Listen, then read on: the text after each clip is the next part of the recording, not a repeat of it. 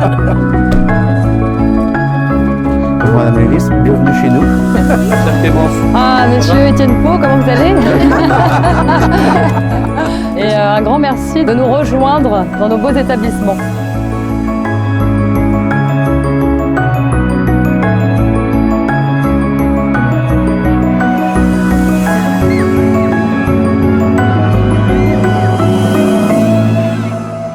Madame la ministre, monsieur le délégué interministériel à la stratégie pour les TLD, cher Étienne, nous sommes très heureux et très fiers de vous accueillir ici, à l'occasion de cette journée particulière de sensibilisation. C'est avec beaucoup de fierté, aussi beaucoup d'émotion, que je vous présente aujourd'hui le pôle 94 avec toutes mes équipes que vous allez découvrir au long de la journée et que je remercie sincèrement pour leur engagement au quotidien auprès des enfants qu'on accompagne.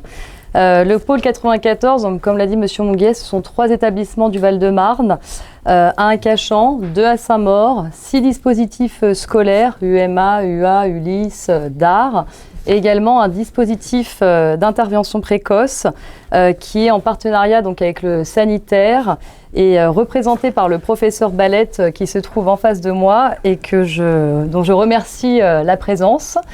On accompagne donc des jeunes TSA, donc troubles du spectre de l'autisme, qui ont entre 0 et 20 ans. Je m'appelle Théo, j'ai 15 ans.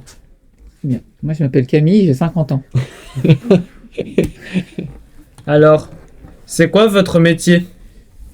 J'en ai plusieurs métiers, mais mon métier maintenant, c'est que je suis ministre. Et donc, c'est-à-dire que je fais partie d'un gouvernement et j'essaye de faire en sorte que dans notre pays, on donne des moyens aux personnes autistes.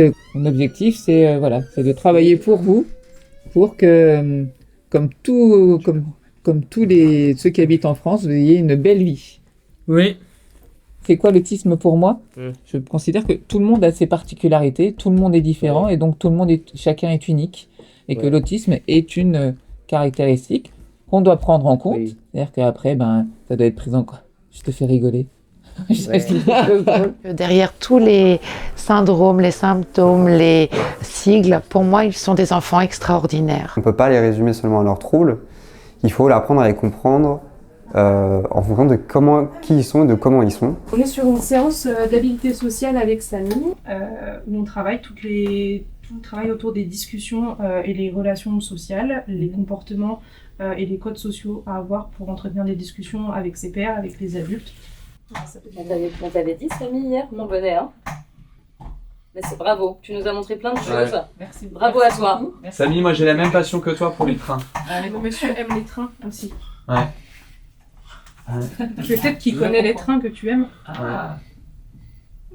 Est-ce qu'il connaît le TGV Shinkansen? Bizarre pot. Est-ce qu'il connaît le TGV? C'est super. Hein. Est-ce que tu as Il va plus vite, il fait pas peur. Notre objectif, c'est vraiment d'intervenir sur tous les lieux de vie de l'enfant. Donc, comme le disait Marie, que ce soit sur l'extérieur, au centre de loisirs, au CESAD.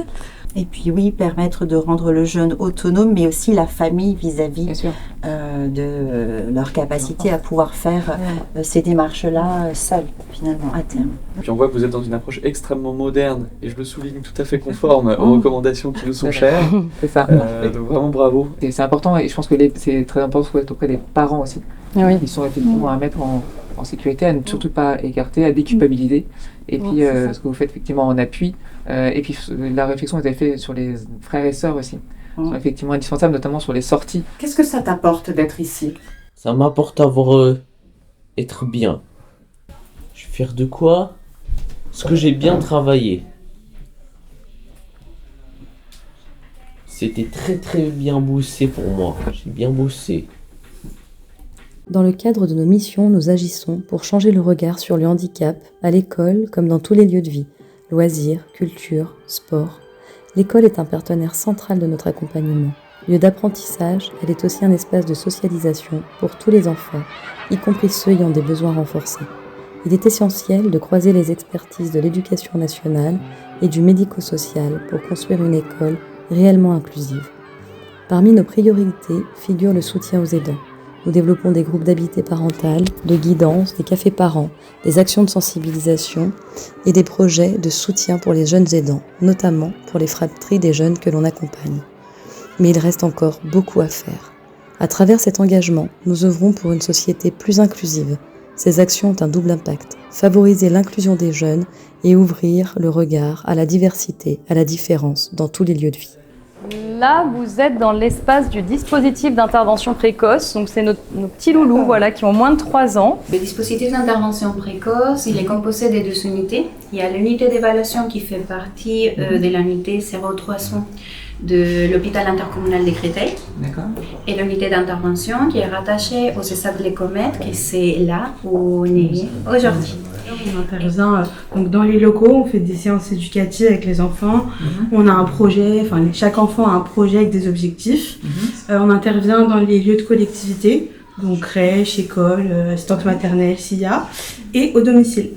Du coup, on fait de la guidance parentale, on accompagne les familles sur les difficultés qu'ils rencontrent dans leur quotidien.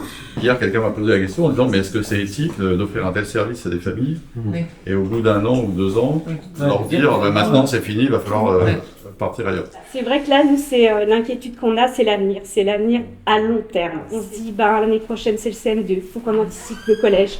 Est-ce qu'il aura une place en Ulysse Collège? S'il n'a pas de place en Ulysse Collège, il devient quoi? Et nous, on devient quoi? Pour moi, je trouve que l'autisme ne disparaît pas, puisqu'on est autiste dans la vie. Donc, généralement, j'ai bien peur que lorsque ma fille soit lâchée, parce qu'on n'a pas encore trouvé la structure qui va prendre le relais. Actuellement, on n'a pas trouvé. Donc, j'ai bien peur que ma fille soit lâchée et qu'elle régresse. C'est vrai qu'il y a très peu de place. Moi, je me considère comme privilégiée parce que je vois d'autres parents qui sont en grande difficulté, qui en auraient aussi besoin.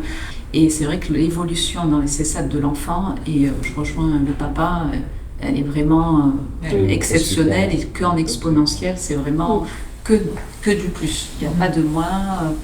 Liam, depuis qu'il est arrivé au CESAD, c'est quasiment c'est le jour et la nuit, parce que le CESAD intervient à l'école pour accompagner la SH qui est à l'école avec son ISO, pour essayer de généraliser la méthodologie qui a donné des bons résultats ici, essayer de la généraliser à l'école. Qu'est-ce que vous comptez faire pour aider les jeunes autistes à trouver leur place dans le monde du travail? C'est juste que tu as souvent une appréhension un peu dans la société, de se dire embaucher une personne dans situation de handicap, c'est peut-être un peu plus compliqué. Et donc c'est ça où il faut absolument casser, parce que c'est te donner à tous les mêmes chances. Mais je crois quand même qu'on est en train de changer. On a vraiment une façon de voir les choses qui est peut-être différente que dans la façon traditionnelle. Il y a une grande part à l'innovation et à trouver des solutions concrètes. C'est ça. Alors, vous voyez, il y a une maison donc, qui a été confiée par la mairie de Saint-Maur et une extension a été faite dans une idée justement de café social.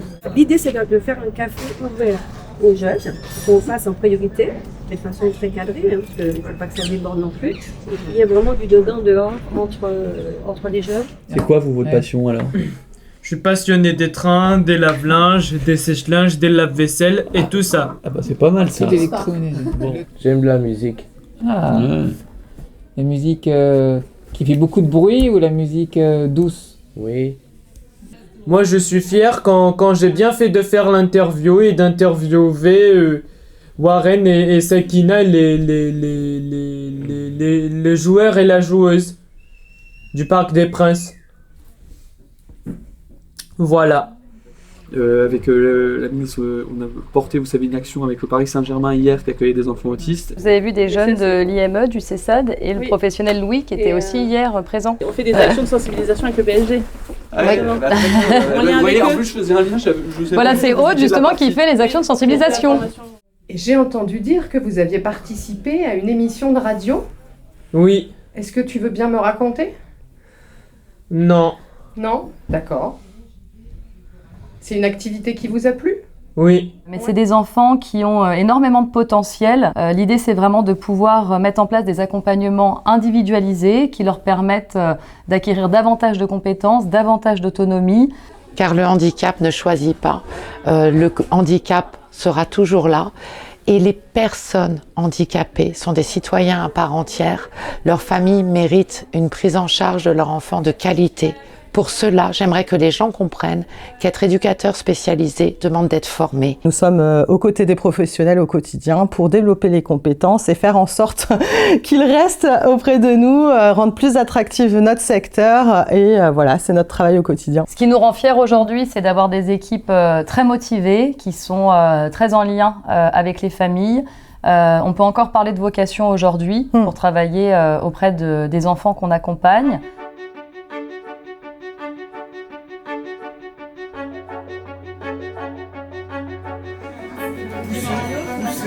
Je ne vous avais pas encore vu.